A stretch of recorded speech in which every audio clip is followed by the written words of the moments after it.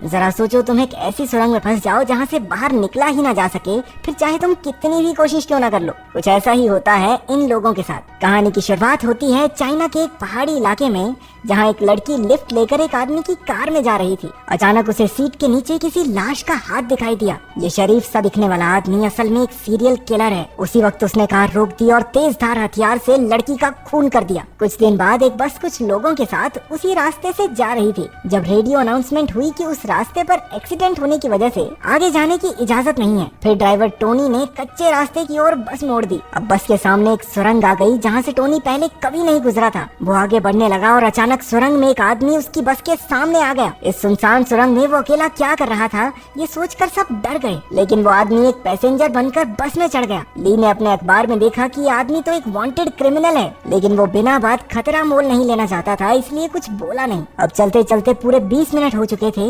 लेकिन बस अब भी सुरंग नहीं थी। टोनी जानता था कि देश की सबसे बड़ी सुरंग को पार करने में भी 10 मिनट ही लगते हैं, लेकिन ये सुरंग तो खत्म ही नहीं हो रही थी। आखिरकार सबने वापस मुड़ने का फैसला किया, लेकिन फुल स्पीड में 30 मिनट चलने के बाद भी वो शुरुआत तक पहुंच ही नहीं रहे थे। ये एक अंधेरी सुरंग थी जिसका कोई अंत नहीं था। सब डर कर बस से नीचे उतर गए। अचानक जिंग को अपना फोन जमीन पर पड़ा दिखा, जो उससे गलती से सुरंग की शुरुआत में गिर गया था। अब ये साफ हो चुका था कि ये कोई आम सुरंग नहीं है। ली ने आगे बढ़कर कहा कि उन्हें चलकर बाहर का रास्ता ढूंढना चाहिए, लेकिन घना अंधेरा होने की वजह से वहाँ कोई भी आसानी से गुम हो सकता था। इसलिए जिंग ने उसे अपना ऊन का गोला दिया। ली एक हिस्सा लेकर आगे बढ़ने लगा और दूसरा हिस्सा वांग नाम के एक दूसरे पैसेंजर के पास था। तभी सुरंग वाले अनजान आदमी ने कहा कि वो भी ली के साथ चलेगा। उस आदमी का नाम चियान है। कुछ देर बाद वहाँ धुंध पड़ने लगी और बस के लोगों को दूर से 2 आदमी उनकी तरफ आते दिखाई दिए। सब उनका सामना करने को तैयार थे, लेकिन ये कोई और नहीं बल्कि ली और चियान ही थे। वो सुरंग बिल्कुल सीधी थी, लेकिन फिर भी न जाने कैसे लोग घूमकर एक ही जगह पहुंच जाते थे। अब वो फंस चुके थे, इसलिए ली ने सारी खाने पीने की चीजें सभी लोगों में बांट दी। अब चारों आदमी फिर से रास्ता ढूंढने निकले,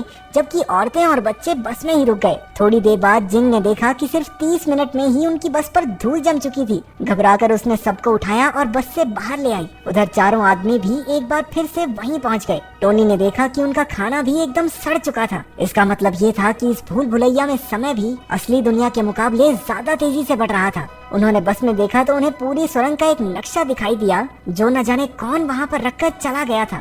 ली ने नक्शा समझने की कोशिश की, लेकिन उसी वक्त लाइट चली गई और अचानक ली भी गायब हो गया। वहाँ खून के निशान थे, जिसका पीछा करते करते सब एक खोखली दीवार तक पहुँच गए। उसे तोड़कर वो एक अजीब से कमरे में पहुँचे, जहाँ बहुत से गुम हो चुके लोगों की तस्वीरें थी। वहाँ पूरी जगह का इंजीनियरिंग डायग्राम पड़ा था।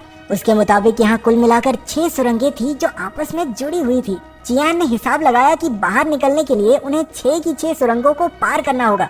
उसके मुताबिक इसी कमरे में दूसरी सुरंग का रास्ता मिलेगा। कमरे में उन्हें एक अजीब सा कैलेंडर भी मिला, जिस पर सिर्फ 15 जुलाई की ही डेट थी। चियान ने उसे फाड़ दिया और उसके पीछे एक खुफिया दरवाजा मिला। उनके जाने के बाद कमरे के टीवी में एक औरत दिखाई दी, जो एक छोटी सी गुफा में कैद थी। इसके बाद वो सब दूसरी सुरंग में पहुंचे, जहां उन्हें उसी जगह पर अपनी बस मिली। लेकिन बस को देखकर ऐसे लग रहा था मानो वो महीनों से वहां खड़ी हो। बस में उन्हें अचानक से नूडल्स मिल गए, लेकिन टोनी ने बंदूक की नोक पर खाने पर कब्जा कर लिया। क्योंकि यहाँ पर समय बहुत तेजी से बढ़ रहा था, इसलिए सबको बहुत जल्दी भूख लग गई, जिसकी वजह से वो जानवरों की तरह बर्ताव करने लगे। सारा नाम की एक पैसेंजर, जो पेशे से एक मॉडल थी, खाने के लिए टोनी के साथ जिस्मानी संबंध बनाने को तैयार हो जाती है। वैंग ने चुपके से एक नूडल्स का पैकेट चुरा लिया, लेकिन टोनी ने उसी वक्त उस पर हमला कर दिया। अंधेरे में अचानक से कोई पीछे से टोनी का खून कर देता है और बाकी सब बस देखते ही रह गए। वांग की नजर बस के नीचे गटर के ढक्कन पर पड़ी। उसके अंदर जाने पर वो सभी एक और अजीबोगरीब कमरे में पहुंच गए। इस बार टीवी पर वो लड़की धीरे धीरे गुफा में डूब रही थी। ग्रुप को एक बार फिर वही कैलेंडर दिखा, जिसके पीछे एक और खुफिया दरवाजा था। उसे पार करके अब वो तीसरी सुरंग तक पहुंच गए थे। ये सुरंग पहले से बहुत अंधेरी और सुनसान थी। यहाँ भी बस मौजूद थी, लेकिन उसमें सांप भर चुके थे, मानो बस वहाँ सालों से खड़ी हो। अचानक वैंग ने बंदूक निकाल ली और कहने लगा कि जब जब कोई मरा है, उन्हें खुफिया रास्ता मिला है, इसलिए यहाँ से सही सलामत बाहर निकलने के लिए अगर उसे उन सबकी जान भी लेनी पड़े तो वो ले लेगा। उसने जिंग के हाथ से चियान के कंधे पर गोली चलवा दी। उसने उनके साथ आए दोनों बच्चों को कमरे में ले जाकर पीटना शुरू कर दिया और फ्रैंक को गोलियों से भून दिया। उसने सैरा को भी गला दबाकर मारने की कोशिश की, लेकिन उससे पहले ही किसी ने पीछे से आकर उसका काम तमाम कर दिया। उसकी मौत के बाद अब उन लोगों को एक और खुफिया रास्ता मिला, जो चौथी सुरंग में खुलता था। तभी जिंग नाम की वो औरत जो प्रेग्नेंट थी उसकी डिलीवरी का समय आ गया और सैरा और चियान मिलकर बस की तलाशी लेने लगे। ये सुरंग लोगों का मानसिक संतुलन बिगाड़ देती है, इसलिए सैरा को अजीबोगरीब लोग दिखाई देने लगे। डर कर वो बस से बाहर भागी, लेकिन उसके चारों ओर लाशें ही लाशें थी। वहीं उसे एक शीशा दिखा और उसमें देखते ही किसी ने उसे पीछे से मार डाला। चियान, जिंग और पार्क आगे बढ़ने लगे, लेकिन रास्ते में ही जिंग का बेटा मर गया। अचानक जिंग ने अपना मानसिक संतुलन खो दिया और एक चाकू से चियान को भी मार डाला। चियान की आंख खुली तो वो एक सीक्रेट हॉस्पिटल में था। असली कहानी एक आर्मी ऑफिसर ने समझाई। असल में कहानी की शुरुआत में जेम्स नाम का जो सीरियल किलर हमने देखा था उसे पुलिस ने पकड़ लिया था, लेकिन एक्सीडेंट होने की वजह से वो कोमा में था। जेम्स ने कई औरतों को किडनैप करके मार डाला था, लेकिन सायरा नाम की एक लड़की अभी भी जिंदा थी। लेकिन जेम्स के अलावा कोई नहीं जानता था कि वो कहाँ है। उसके कोमा में होने की वजह से उन्होंने एक साइकोथेरेपिस्ट को जेम्स के दिमाग में भेजकर लड़की का पता लगाने का फैसला किया। ये साइकोथेरेपिस्ट चियान ही था और असल में वो लड़की सायरा चियान की ही पत्नी है। यानी कि अब तक जो कुछ भी हुआ वो सिर्फ जेम्स के दिमाग में चल रहा था, जो हमने चियान की नजरों से देखा। उसे अब तक यही पता चल पाया था कि उसकी पत्नी किसी नदी के आसपास कैद है, लेकिन तेज बारिश की वजह से अगले 36 घंटों में नदी के आसपास की सारी गुफाएं पूरी तरह पानी से भर जाएंगी। चियान ने आर्मी ऑफिसर को उस बार बार दिखने वाली तारीख 15 जुलाई के बारे में बताया। ऑफिसर ने कहा कि इसी दिन जेम्स के माँ बाप की मौत हो गई थी। उसकी माँ का एक ड्राइवर के साथ चक्कर था जिसका पता उसके बाप को चल गया था। उसकी माँ ने अपने पति को मारकर अपनी भी जान दे दी थी। असल में जेम्स खुद एक टनल इंजीनियर है, इसलिए जब वो कोमा में गया तो उसने अपने दिमाग में एक खतरनाक सुरंग बनानी शुरू कर दी, जो उसके दिमाग की तरह ही एक भूल भुलैया थी। चियान का मकसद था सुरंग में जाकर जेम्स को बाहर निकालना ताकि वो कोमा से बाहर आ जाए, लेकिन उस हत्यारे का दिमाग इतना पेचीदा होगा ये उसने कभी नहीं सोचा था। उसके दिमाग में मौजूद बस में बैठे सभी पैसेंजर्स दरअसल उसकी जिंदगी के अलग अलग पहलू हैं।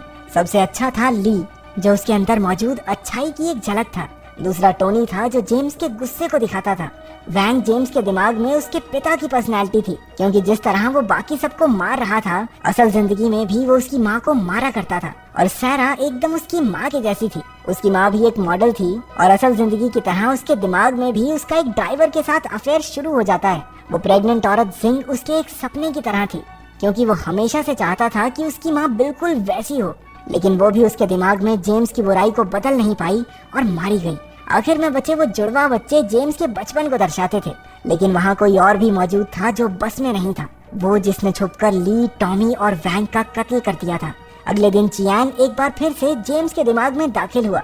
इस बार उसने सीधा जेम्स से अपनी पत्नी के बारे में पूछा, लेकिन वो इतनी आसानी से कहाँ बताने वाला था। वो कहने लगा कि उसे अपनी माँ से नफरत है क्योंकि उसने उसके बाप को मार डाला था, इसीलिए वो औरतों को किडनैप करके मार डालता था क्योंकि उन पर भरोसा नहीं किया जा सकता। इसके बाद वो चियान को अपने दिमाग के अलग अलग हिस्सों में ले गया, जहाँ उसकी जिंदगी के कई किस्से चल रहे थे। चियान ने जेम्स के नादान बचपने से भरे हिस्से पार्क से बात करनी चाहिए, लेकिन उसकी बहन फैंग ने उसे सायरा का पता बताने से रोक दिया। इसके बाद चियान एक सिनेमा हॉल में पहुंचा, जहां आखिरकार उसे सुरंग में हुए कत्ल करने वाला आदमी मिला। ये कोई और नहीं बल्कि चियान खुद ही था। इसका मतलब था कि जेम्स का दिमाग इतना शैतान था कि जो भी उसमें झांकता वो खुद भी एक कातिल की तरह सोचने लगता। शैतान चियान ने बताया कि वो सायरा को बचाना नहीं चाहता, इसीलिए उसने एक एक करके सुरंग में सबका खून कर दिया और नए जन्मे बच्चे को भी मार डाला। इसके बाद वो असली चियान को एक अंधेरी जगह पर ले आया, जहां उनका आखिरी मुकाबला होगा। जल्द ही जबरदस्त लड़ाई शुरू हो गई, लेकिन जैसे ही असली चियान जीतने वाला था, एक और शैतान चियान वहां आ गया, जिसका सीधा मतलब ये था कि शैतान कभी मरेगा नहीं। उधर बारिश काफी तेज हो रही थी और पानी अब सायरा की गर्दन तक पहुंच चुका था। तभी असली चियान के दिमाग में एक आइडिया आया, अगर वो अपनी जान दे दे तो उसके साथ साथ उसकी बुराई भी खुद ब खुद मारी जाएगी। उसका प्लान काम कर गया और जेम्स के दिमाग से बुराई का नामो निशान मिट गया। इसके साथ ही हॉस्पिटल में जेम्स कोमा से बाहर आ गया और उसने तुरंत पुलिस को सायरा का पता बता दिया। आखिरकार सायरा को तो ऐन मौके पर बचा लिया गया, लेकिन चियान कभी नहीं उठा। वो अब उसी सुरंग में हमेशा के लिए कैद हो चुका है।